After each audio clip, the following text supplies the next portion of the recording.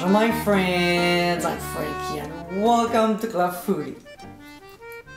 Once in a while, it's nice to enjoy an appetizer before a meal. It either sets the tone for the main course or simply keeps us satisfied until dinner is ready. I enjoy making dips like muhammara, baba ganoush, or small finger foods like sardine cups, duxelles bruschettas, and others, including this tasty one.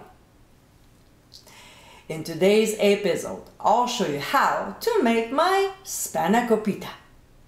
Yes, it's an easy recipe, but you'll be happily surprised when you try my version, which has much more flavor.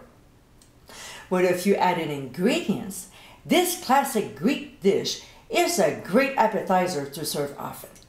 So my friends, let's get cooking. The first ingredient we'll look after is the spinach. I use frozen that is thawed out, and we'll squeeze out as much liquid as possible.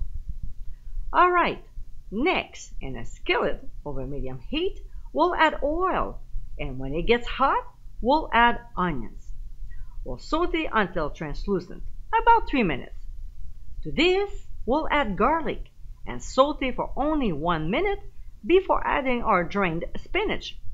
We'll stir it into the onion mixture until well blended, breaking it into small pieces. Then we'll add the feta cheese that we crumbled and the cream cheese that we brought to room temperature. Just like we did with the spinach, we'll incorporate the cheeses into the mixture. When the cheeses start melting, which should be a couple minutes, we'll remove from the heat and transfer the mixture into a large bowl. Now, we'll add some fresh dill, freshly squeezed lemon juice, a little bit of salt, and freshly ground black pepper. We'll mix the ingredients well and set aside to cool off, about 30 to 40 minutes. While it's cooling off, we'll taste and adjust if needed. Alright, so when the spinach mixture is finally at room temperature, we'll add the beaten egg and stir until very well blended. Then we'll place some plastic wrap on top, making sure it touches the surface, and transfer to the fridge to chill out, about 1 hour. Next, we'll place our 12 sheets of phyllo on a parchment paper to prevent from sticking to the counter, and gently grab one sheet.